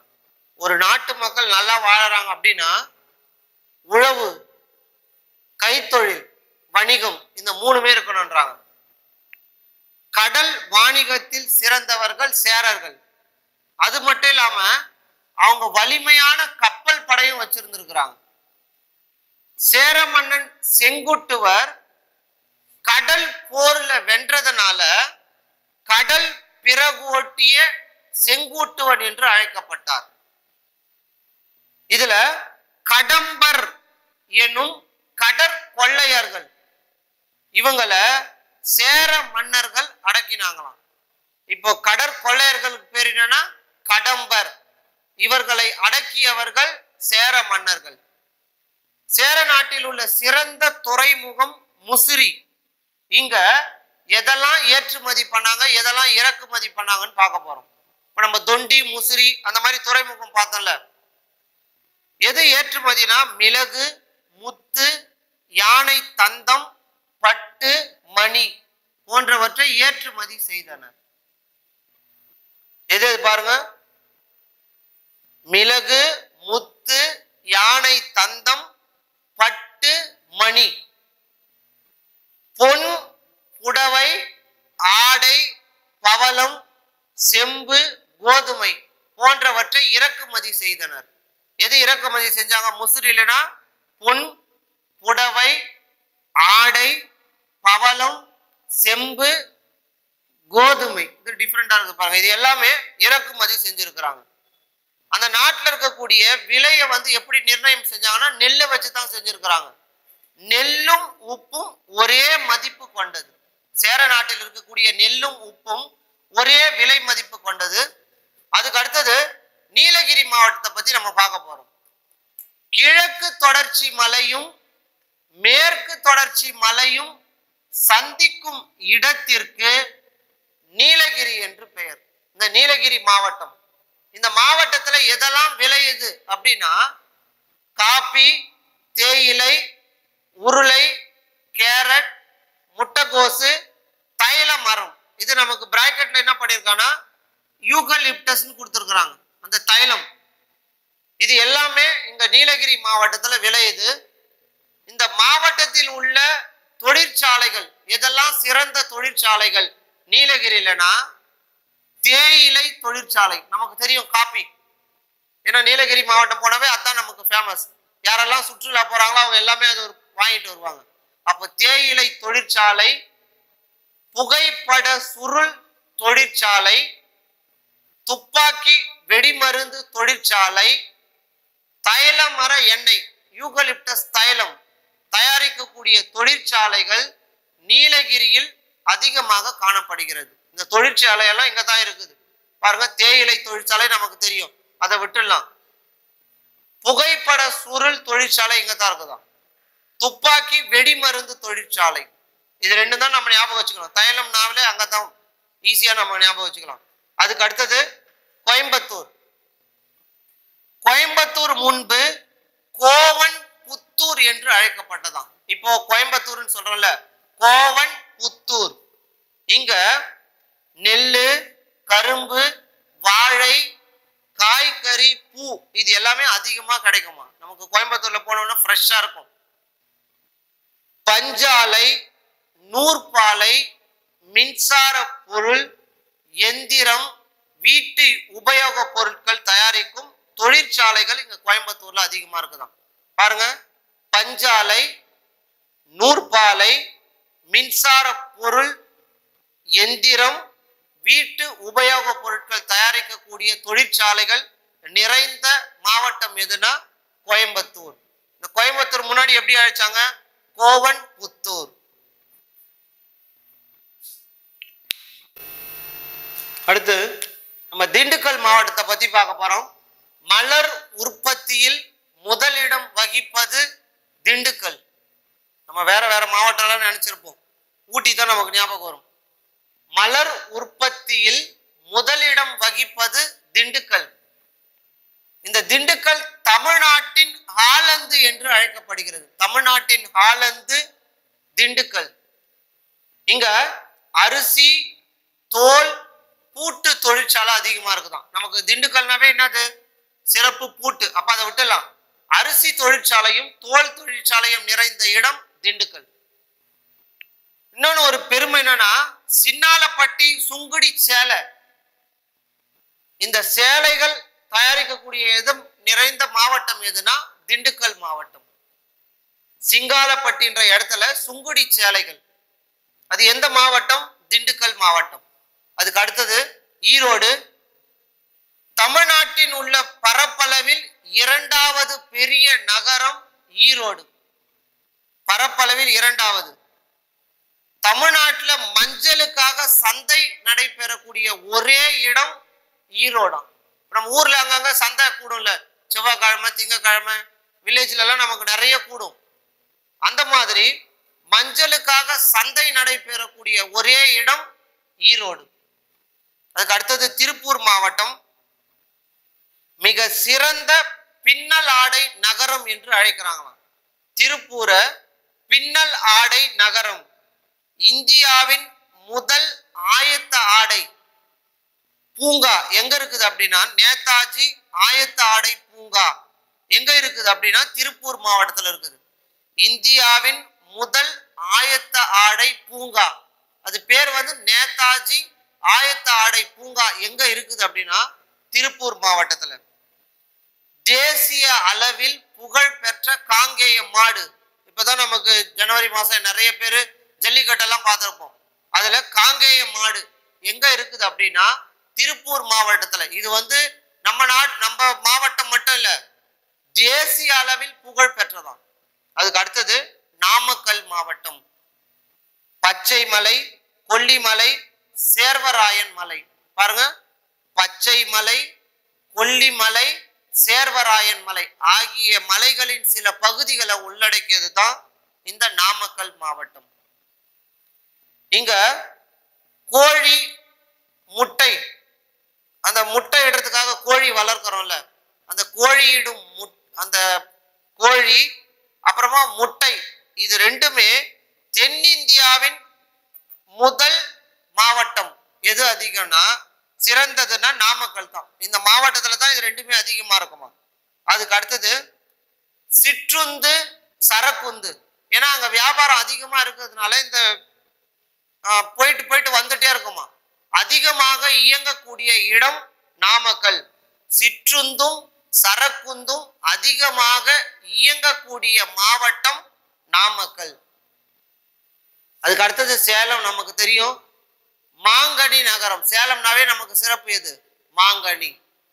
திருநெல்வேலி அல்வா, எப்படி திருப்பதினா லட்டுன்றோம், மணப்பாறைனா முறுக்கு, சேலம்னா மாம்பழம், திண்டுக்கல்னா பூட்டு. இந்த மாதிரி ஒரு மாவட்டத்தினுடைய சிறப்புகள் எல்லாம் சொல்லியிருக்கிறாங்க. சேலம் மாவட்டம் என்ன அழைக்கிறாங்க? மாங்கனி நகரம். இந்தியாவிலேயே ஜவ்வரிசி அதிகம் விளையக்கூடிய மாவட்டம் எதுனா சேலம் மாவட்டம். ஜவ்வரிசி இருக்குது அப்படின்னா சேலத்துல தான். தமிழ்நாட்டுல கைத்தறி நெசவாலை சிறந்த மாவட்டம் எதுனா சேலம். ஏழைகளின் ஊட்டி என்று அழைக்கப்படக்கூடிய ஏற்காடு உள்ள மாவட்டம் சேலம். அது மட்டும் இல்ல, முலாம் பூசும் தொழில், இந்த பாத்திரங்களுக்கெல்லாம் முலாம் பூசும்ல, அந்த தொழிற்சாலை நிறைந்த மாவட்டம் சேலம். பாருங்க, மாங்கனி நகரம்னு அழைக்கிறாங்க. இந்தியாவிலே ஜவ்வரிசி விளையக்கூடிய இடம் சேலம் மாவட்டம். தமிழ்நாட்டில் கைத்தறிக்கு சிறப்பு பெற்றது சேலம். ஏழைகளின் ஊட்டி என்று அழைக்கப்படக்கூடிய ஏற்காடு உள்ள மாவட்டம் சேலம். முலாம் பூசும் தொழில் நடைபெறக்கூடிய மாவட்டம் சேலம். அதுக்கு அடுத்தது லாஸ்ட் கரூரை பத்தி பார்க்க போறோம். வஞ்சி மாநகரம் என்று அழைக்கப்படுகிறது. கரூர் மாநகரத்தை வஞ்சி மாநகரம் என்று அழைக்கப்படுகிறது. இந்த மாவட்டத்தை பத்தி ஒருத்தர் சொல்லியிருக்காரு, கிரேக்க அறிஞர் தாலமி தமிழ்நாட்டின் முதன்மையான உள்நாட்டு வணிக மையம் கொண்ட மாவட்டம் கரூர்னு சொல்றாராம். தமிழ்நாட்டின் முதன்மையான உள்நாட்டு வணிக மையம் கொண்ட இடம் கரூர். இங்க கல் குவாரி தொழிற்சாலை இருக்குது. கரூர்ல கல் குவாரி தொழிற்சாலை. அது மட்டும் இல்ல, பேருந்து கட்டுமான தொழிலின் சிகரம் கரூர். இப்ப பாருங்க, லாரி ஆகட்டும் பஸ் ஆகட்டும் எங்கன்னா ரிப்பேர் இல்ல புதுசா நம்ம வண்டி கட்டணும் அப்படின்னா எங்க போவாங்கன்னா கரூருக்கு தான். அதனால தான் பேருந்து கட்டுமான தொழிலின் சிகரம் எது? கரூர். அதுக்கு அடுத்தது ஒவ்வொரு மாவட்டத்தினுடைய சிறப்பும் அதனுடைய பெயர்களும் கொடுத்துக்கிறாங்க. தூத்துக்குடி என்ன அழைக்கிறாங்கன்னா முத்து நகரம். தூத்துக்குடிக்கு பேரு முத்து நகரம், ஏன்னா அங்க முத்து நிறைய விளையும். அதனால சிவகாசி தொழிற்சாலை அதிகமா இருக்கிறதுனால குட்டி ஜப்பான்னு சொல்றாங்க. சிவகாசிக்கு பேர் குட்டி ஜப்பான். அதுக்கு அடுத்த பேர் மதுரை. எப்பவுமே வேலை செஞ்சுனே இருப்பாங்க, தூங்கவே மாட்டாங்க. அதனால தூங்கா நகரம். மதுரை தூங்கா நகரம். திருவண்ணாமலை தீப நகரம், எப்பவுமே விளக்கு எரிஞ்சிட்டே இருக்குன்றதுனால தீப நகரம். பாருங்க, தூத்துக்குடி முத்து நகரம், சிவகாசி குட்டி ஜப்பான், மதுரை தூங்கா நகரம், திருவண்ணாமலை தீப நகரம் என்று அழைக்கப்படுகிறது. அடுத்து இயல் 7ல பாரத ரத்னா எம்ஜி ராமச்சந்திரனை பத்தி நம்ம பார்க்க போறோம். கும்பகோணம் மாவட்டத்துல ஆணையடி பள்ளி அப்படின்ற ஒரு ஸ்கூல்ல 2 குழந்தைங்க மதிய உணவுக்கு இல்லாம கஷ்டப்பட்டு இருந்துக்கிறாங்க. பெரிய பெரிய பணக்கார பசங்கெல்லாம் மதிய உணவு சாப்பிட்டு இருந்துக்கிறாங்க. 2 அண்ணன் தம்பி சாப்பாட்டுக்கு கஷ்டமா இருந்திருக்கிறாங்க. அதுல தம்பி, அண்ணா எனக்கு ரொம்ப பசிக்குது அப்படின்னு சொன்னானா. அதுக்கு அண்ணன் சொல்லியிருக்காரு, நம்ம சாயங்காலம் போய் நம்ம சாப்பிடலாம் அப்படின்னு சொல்லும்போது, எதனால நம்ம மதிய உணவு சாப்பிட முடியலன்னும் போது, நம்ம கிட்ட பண வசதி இல்லை, அந்த மதிய உணவு பிரச்சனையை போக்கணும் அப்படின்றதுக்காக தான் முதலமைச்சராக வந்த பிறகு காமராஜர் மதிய உணவு திட்டத்தை விரிவுபடுத்தினாராம். யாரு? அவர்தான் பாரத ரத்னா எம்ஜிஆர்.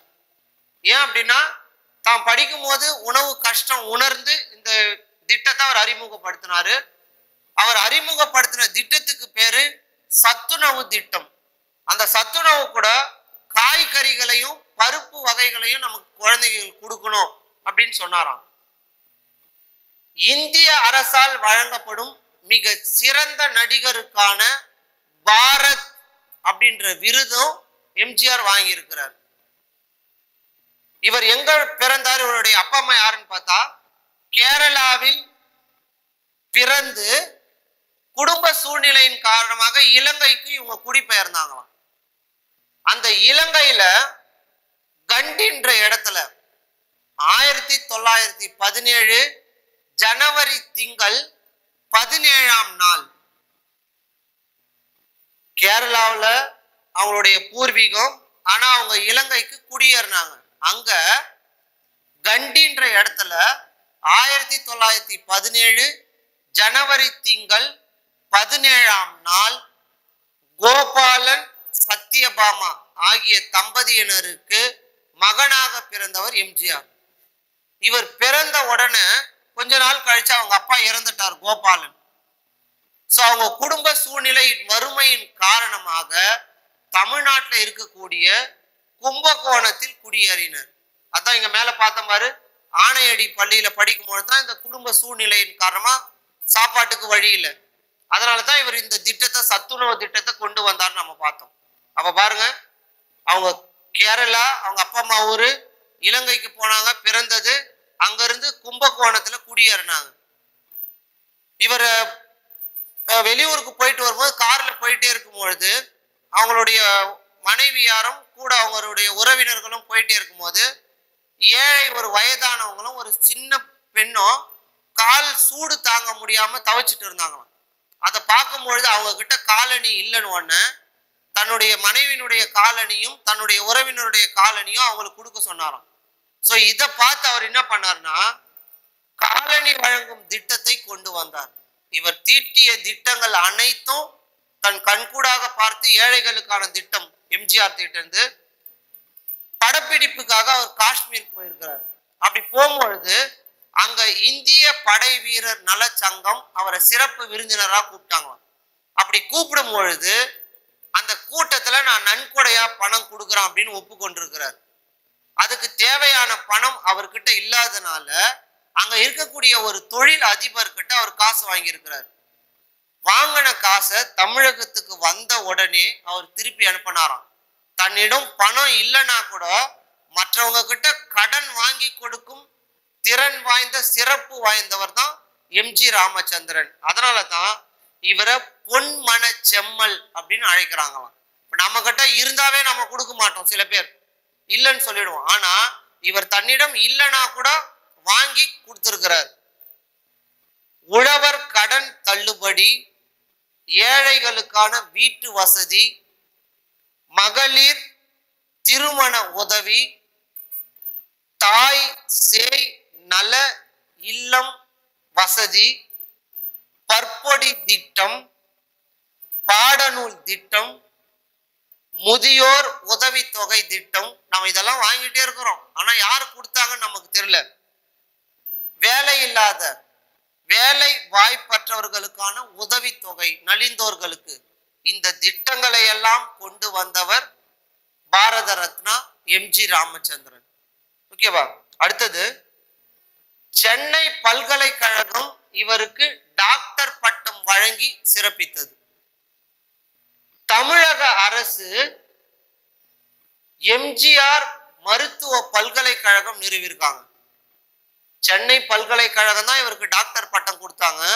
தமிழக அரசு என்ன பண்ணிருக்குன்னா எம்ஜிஆர் மருத்துவ பல்கலைக்கழகம் நிறுவி இருக்குது. இந்திய அரசாங்கம் என்ன பண்ணுச்சுன்னா பாரத ரத்னா எனும் இந்திய மாமணி விருத 1988ஆம் ஆண்டு இவருக்கு வழங்குச்சான் இந்திய அரசு. பாரத ரத்னா என்ற உயரிய விருது. அதுக்கு பொருள் என்ன? பாரத ரத்னா என்பதன் பொருள் இந்திய மாமணி. மதுரையில 5ஆம் உலக தமிழ் மாநாட்டை நடத்தியவர் எம்ஜி ராமச்சந்திரன். தஞ்சையில 1000 ஏக்கர் பரப்பளவில் தமிழ் பல்கலைக்கழகத்தை நிறுவி இருக்கிறார். தஞ்சாவூர்ல 1000 ஏக்கர் பரப்பளவை வாங்கி அங்க தமிழுக்காக ஒரு பல்கலைக்கழகத்தையே உருவாக்கியவர் எம்ஜிஆர்.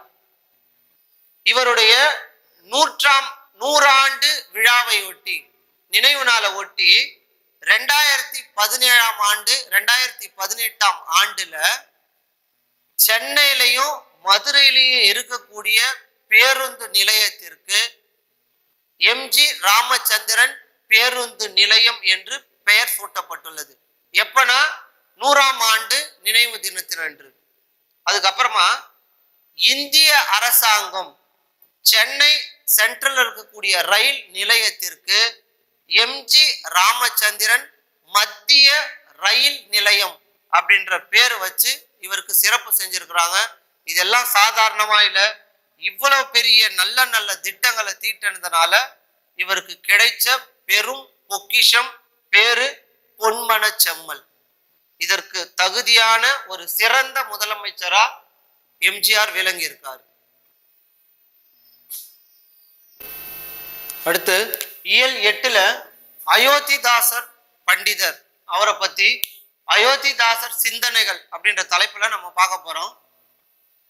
19ஆம் நூற்றாண்டின் இறுதியிலும் 20ஆம் நூற்றாண்டின் தொடக்கத்திலும் வாழ்ந்தவர் அயோத்திதாச பண்டிதர். இவர் எவ்வளவு சிறப்பு பாருங்க, 2 நூற்றாண்டுல வாழ்ந்திருக்கிறார். சமத்துவம், பகுத்தறிவு இவை இரண்டையும் பரவலாக்கியவர் பெரியாரும் அம்பேத்கரும். சமத்துவத்தையும் பகுத்தறிவையும் பரவலாக்கியவர்கள் தந்தை பெரியாரும் அண்ணல் அம்பேத்கரும். இவர்களுக்கெல்லாம் முன்னோடியாக திகழ்ந்தவர் அயோத்திதாச பண்டிதர். தென் இந்திய சமூக சீர்திருத்தத்தின் தந்தை என்று அழைக்கப்படுகிறார். தென்னிந்தியாவின் சமூக சீர்திருத்த தந்தை என்று அழைக்கப்படுபவர். 1845ஆம் ஆண்டு மே திங்கள் 20ஆம் நாள் சென்னையில் பிறந்தவர். 1845 மே திங்கள் 20ஆம் நாள் சென்னையில் பிறந்தவர்.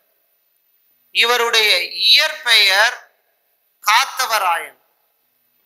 இவர் ஒடுக்கப்பட்ட சமூகத்தை சார்ந்தவர்.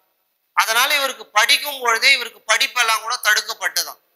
இவர் ஒடுக்கப்பட்ட சமூகத்தை சார்ந்ததுனால இவர் நிறைய இன்னல்களுக்கும் ஆளாகியிருக்கார். அப்போ அயோத்திதாச பண்டிதரிடம் இவர் கல்வியையும் சித்த மருத்துவத்தையும் பயின்றாராம். அவருடைய டீச்சர் பேரு அயோத்திதாச பண்டிதர். அவர்கிட்ட கல்வி படிச்சிருக்கிறாரு, சித்த மருத்துவத்தையும் படிச்சாராம். அப்ப அந்த ஆசிரியர் இவர் ஒடுக்கப்பட்டவரா இருந்தாலும் இவர் மேல ரொம்ப அன்பு காட்டியதுனால அந்த ஆசிரியருடைய பெயரையே தன்னுடைய பெயராக மாற்றிக்கொண்டார். ஏன்னா இவருடைய பெயர் இயற்பெயர்னா பார்த்தோம் காத்தவராயன். ஆனா இவர் என்ன மாத்திக்கிறாரு, அயோத்திதாச பண்டிதர். ஏன்னா தன்னுடைய ஆசிரியர் மேல இருக்கக்கூடிய பக்தியினாலையும் பாசத்தினாலையும் அவருடைய பெயர் மாற்றிக்கினாரு. இவர் அதுக்கப்புறமா பர்மால போயிட்டு இருந்தாரு. அதுக்கப்புறமா தமிழகத்துக்கு திரும்பி வந்திருக்கிறார். எதுக்காகனா ஒடுக்கப்பட்ட மக்களுக்காக இவர் தமிழ்நாட்டுக்கே திரும்பி வந்துட்டு இருக்கிறார். அதுக்கு அடுத்தது இவர் பாலி, வடமொழி, ஆங்கில மொழி ஆகிய 3 மொழிகளிலுமே தேர்ச்சி பெற்றவராம். இப்படி ஒரு மொழி இருக்குது இப்பதான் நமக்கு தெரியுது. பாலி, வடமொழி, ஆங்கில மொழி ஆகிய 3 மொழிகளிலும் தேர்ச்சி பெற்றவர் அயோத்திதாச பண்டிதர். அவருடைய இயற்பெயர் காத்தவராயன். இவர் என்ன பண்ணாரா, 1907ஆம் ஆண்டு ஒரு பைசா தமிழன் அப்படின்ற ஒரு இதழை ஸ்டார்ட் பண்ணியிருக்கார். ஒரு பைசா தமிழன். அது எவ்வளவு அந்த இதனுடைய விலை அப்படின்னா கால்னாவா. நாளடைவில் போக போக மாதங்கள் பல போயிட்டு 1 வருடம் ஆன பிறகு ஒரு பைசா தமிழன்றதுல ஒரு பைசான்ற வார்த்தையை எடுத்துட்டு வெறும் தமிழன் என்று பெயரை மாற்றினாராம். தன்னுடைய இதழினுடைய பெயர் தமிழன் என்று மாற்றியிருக்கிறார். இவர் நிறைய நூல்களை பதிப்பிச்சிருக்கிறார் அயோத்திதாச பண்டிதர். எந்தெந்த நூல்கள் பாருங்க, போகர் 700, அகத்தியர் 200, சிமிட்டு ரத்தின சுருக்கம், பாலவாகடம் போன்ற நூல்களை பதிப்பித்துள்ளார். என்னென்ன நூல்கள் பாருங்க, போகர் 700, அகத்தியர் 200, சிமிட்டு ரத்தின சுருக்கம், பாலவாகடம் போன்ற நூல்களை இவர் பதிப்பித்துள்ளார். இவர் என்ன பண்ணாரா, இவருடைய கருத்து என்னன்னா, பசுவும் புலியும் ஒரே நீர்த்துறையில் நீர் அருந்த வேண்டும். இது எங்கன்னா சாத்தியமா? சாத்தியம் இல்லை. ஆனா எப்போ அந்த மாதிரி ஒன்னா அருந்துறாங்களோ அப்பதான் அனைவரும் சமம் அப்படின்ற ஒரு கருத்தை முன்மொழிந்தவர். பசுவும் புலியும் ஒரே நீர்த்துறையில் நீர் அருந்த வேண்டும் என்று கூறியவர் அயோத்திதாச பண்டிதர். அயோத்திதாச பண்டிதர் பகுத்தறிவு பிளஸ் சீர்திருத்தத்தின் முன்னோடி. பகுத்தறிவு மற்றும் சீர்திருத்தத்தின் முன்னோடி யார்னா அண்ணல் அம்பேத்கரும் அப்பாதுரையும் என்று கூறியவர் யார்? பகுத்தறிவு சீர்திருத்தத்தின் முன்னோடி அயோத்திதாச பண்டிதர், அப்பாதுரை. இவங்க 2 பேர் தான் அப்படின்னு சொன்னவர் யாருன்னா தந்தை பெரியார். அப்ப தந்தை பெரியாருக்கு முன்னோடி யாரு? அயோத்திதாச பண்டிதர், அப்பாதுரை. இவங்க தான் பகுத்தறிவு சீர்திருத்தத்தின் முன்னோடியாம். புத்தரது ஆதி வேதம் புத்தர் சரித்திரப்பா. புத்தரது ஆதி வேதம் புத்தர் சரித்திரப்பா, இந்திர தேச சரித்திரம், விவாக விளக்கம் போன்ற நூல்களையும் திருவள்ளுவர், ஔவையார் பௌத்த கோட்பாடு அடிப்படையில் விளக்கம் எழுதியிருக்கிறார். இந்த நூல்களுக்கு பௌத்த கோட்பாடு அடிப்படையில் விளக்கமும் மேல இருக்கக்கூடிய இந்த நூல்களையும் எழுதியிருக்கார். சென்னை தாம்பரத்துல அரசு மருத்துவமனையில அயோத்திதாச பண்டிதர் மருத்துவமனை அப்படின்னு பேர் வச்சிருக்காங்க. இவர் 1892ஆம் ஆண்டு திராவிட மகாஜன சங்கம் எனும் ஒரு சங்கத்தை நிறுவி ஆரம்பிச்சிருக்கார். வாழும் தலைமுறை எப்படி வாழணும், தலைமைக்கு என்ன தகுதி, மக்களும் மழையும் அப்படின்னும், அரசியல் விடுதலையும் மக்கள் உரிமையும் அப்படின்ற தலைப்புல அயோத்திதாச பண்டிதர் நிறைய கருத்துக்களை சொல்லியிருக்கார். மக்கள் வாழும் முறை, தலைமைக்கான தகுதி, மக்களும் மழையும், அரசியல் விடுதலையும் மக்கள் உரிமையும். அடுத்து இயல் 9ல சட்டமேதை அம்பேத்கரை பத்தி நம்ம பார்க்க போறோம். நிறைய தலைவர்களை பார்த்திருக்கிறோம். ஆனா இவர் ரொம்ப ரொம்ப குறிப்பிடக்கூடியவர். எதனாலனா எந்த சட்டம் எதனை பத்தி தெரிஞ்சுக்கணும் அப்படின்னா அம்பேத்கர் இயற்றிய இந்த சட்ட நூல்களை வச்சுதான் நமக்கு எல்லா விதமான தீர்ப்புகளும் வழங்கப்படுகிறது. இந்தியாவின் முதல் சட்ட அமைச்சர் அம்பேத்கர். அது மட்டும் இல்ல, அரசியல் சாசனத்தின் தந்தை என்று அழைக்கப்படுபவர் அம்பேத்கர். இவர் 1891 ஏப்ரல் திங்கள் 14ஆம் நாள் ராம்ஜி சக்பால் பீமாபாய் என்ற தம்பதியினருக்கு 14வது மகனாக மகாராஷ்டிரம் மாநிலத்தில் ரத்தனகிரி மாவட்டத்தில் அம்பவாதே எனும் ஊரில் பிறந்தவர். பாருங்க, இவர் பிறந்த மாநிலம் மகாராஷ்டிரம், மாவட்டம் ரத்தனகிரி, ஊர் அம்பவாதே. அப்போ இவங்களுடைய அப்பா அம்மா ஊர் பேரை வச்சுதான் இவருடைய பேர் பாருங்க, பீமாராவ் சக்பால் அம்பவாதேகர். என்னுடையது இவருடைய பெயர், அம்பேத்கருடைய பெயர். இவருடைய அப்பா இராணுவ பள்ளியில ஒரு ஆசிரியராக பணியாற்றியவர். அப்ப தன்னுடைய பெயரை எப்படி மாற்றினார் அப்படின்னா, தன்னுடைய பள்ளி படிப்பை படிக்கும் பொழுது ஆசிரியர் ஒருவர் இவர் மீது அதிகமான அன்பு காட்டினாராம். அவர் யாருன்னா மகாதேவ் அம்பேத்கர். சதாராவில் மகாதேவ் அம்பேத்கர் என்றவர் இவர் மேல ரொம்ப அன்பு காட்டியதோடு மட்டுமல்லாம இவருக்கு அதிகப்படியான பாடத்தின் மேல ஈடுபாடும் நாட்டமும் வர வைத்தவர். அந்த ஆசிரியர் மீது கொண்ட ஈடுபாட்டின் காரணமாக தன்னுடைய பெயரை பீமாராவ் அம்பேத்கர் என மாற்றிக்கொண்டார். பாருங்க, இவர் 1904ஆம் ஆண்டு மும்பையில் குடிபெயர்ந்தாங்க. இந்த குடும்பம் மும்பைக்கு போயிருக்கிறாங்க. அங்க இருக்கக்கூடிய எல் பின்ஸ்டன் அப்படின்ற ஸ்கூல்ல தன்னுடைய உயர் கல்வியை முடிச்சாராம். எல் பின்ஸ்டன் ஸ்கூல் பேர். 1912ல பரோடா மன்னன் அவருடைய உதவியால மும்பை பல்கலைக்கழகத்தில் இளங்கலை டாக்டர் பட்டம் பெற்றார். அந்த மன்னன் பேரு பரோடா மன்னன். எந்த வருஷம்? 1912ல மும்பை பல்கலைக்கழகத்தில் இளங்கலை டாக்டர் பட்டம் பெற்றார். சாயாஜி ராவ், அந்த பரோடா மன்னன் சாயாஜி ராவின் உதவியோடு அமெரிக்காவுக்கு போயிட்டு கொலம்பியா பல்கலைக்கழகத்தில் உயர்கல்வியை முடிச்சார். அப்ப அமெரிக்கா போறதுக்கு இவர் உதவி செஞ்சவர் யாருன்னா சாயாஜி ராவ். இளங்கலை டாக்டர் பட்டம் மும்பைல, உயர்கல்வி கொலம்பியா பல்கலைக்கழகம். 1915ல இந்திய வணிகம் அதுல முதுகலை டாக்டர் பட்டம் பெற்றார். இதுல நிறைய வருஷங்கள் தான் இருக்குது. அப்ப ஒவ்வொரு வருஷமும் எழுதி எங்க படிச்சாரு, எந்த டாக்டர் பட்டம் பெற்றாரு அப்படின்னு நம்ம ஞாபகம் வச்சுக்கணும். 1915ல இந்திய வணிகத்திற்காக முதுகலை பட்டம் பெற்றார். இந்தியாவில் ஜாதிகளின் தோற்றம் அப்படின்ற நூலை எழுதி முதல்ல அச்சா வந்தது. அம்பேத்கருடைய இந்தியாவில் ஜாதிகளின் தோற்றம் எனும் நூல் தான் முதல்ல அச்சா வந்திருக்குது. இந்தியாவின் தேசிய பங்கு வீதம் என்றதுக்காக கொலம்பியா பல்கலைக்கழகத்தில் இவருக்கு டாக்டர் பட்டம் கொடுத்தாங்களாம்.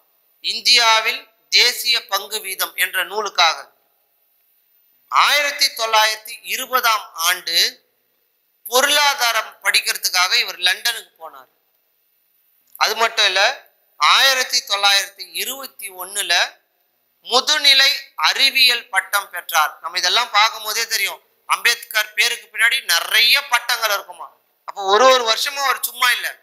1921ல முதுகலை அறிவியல் பட்டம் பெற்றிருக்கிறாரு.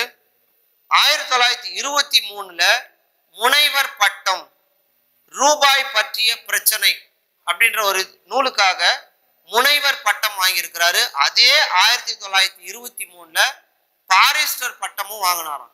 அப்ப 2 பட்டம், 1923ல முனைவர் பட்டம், இன்னொன்னு பாரிஸ்டர் பட்டம் வாங்கியிருக்காரு.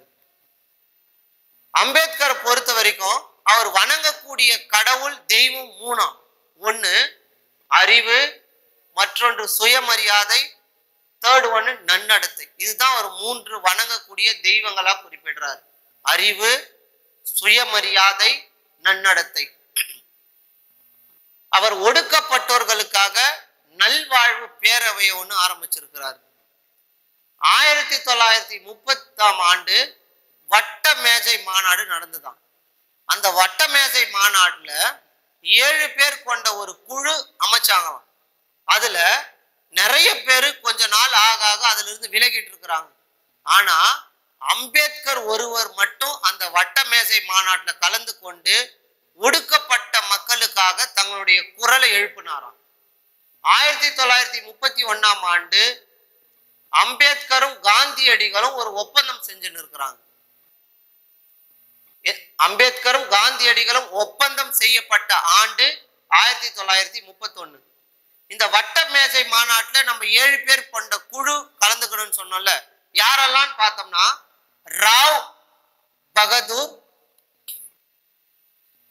இந்த வட்ட மேஜை மாநாட்டில் 7 பேர் கலந்துக்கிறது யாருன்னா கோபால் சாமி, அல்லாடி கிருஷ்ணமூர்த்தி, முன்ஷி, சாதுல்லா, மாதவராவ், கைதான் பிளஸ் அம்பேத்கர். மொத்தம் 7 பேர் பாருங்க. கோபால் சாமி, அல்லாடி கிருஷ்ணமூர்த்தி, முன்ஷி, சாதுல்லா, மாதவராவ், கைதான் மற்றும் அம்பேத்கர். ஓகேவா? இவர் இந்த அம்பேத்கர் புத்த சமயத்துல அதிகமான ஈடுபாடு கொண்டவராம். அதனால 1956 நாக்பூர்ல இந்த புத்த சமயத்துல தன்னை இணைத்து கொண்டாராம். அக்டோபர் மாதம் 14ஆம் தேதி நாக்பூரில் நடைபெற்ற மாநாட்டில் புத்த சமயத்தில் தன்னை இணைத்து கொண்டார். நமக்கு எப்படி எம்ஜிஆரும் இறந்த பிறகுதான் பாரத ரத்னா விருது கிடைச்சது, அதே மாதிரி அம்பேத்கருக்கும் 1990ஆம் ஆண்டு பாரத ரத்னா விருது வழங்கப்பட்டது. ஓகே, இன்றைய வகுப்புல இயல் 1லிருந்து 5 வரைக்கும், 6லிருந்து 9 வரைக்கும் நம்ம உரைநடை மொத்தமா நம்ம பார்த்திருக்கோம். அடுத்த வகுப்புல இந்த இயல் 1 முதல் 9 இயல்கள் வரை தேர்வு நடைபெறும். அனைவரும் நன்றாக படித்து தேர்வை நன்காக எழுதவும். நன்றி, வணக்கம்.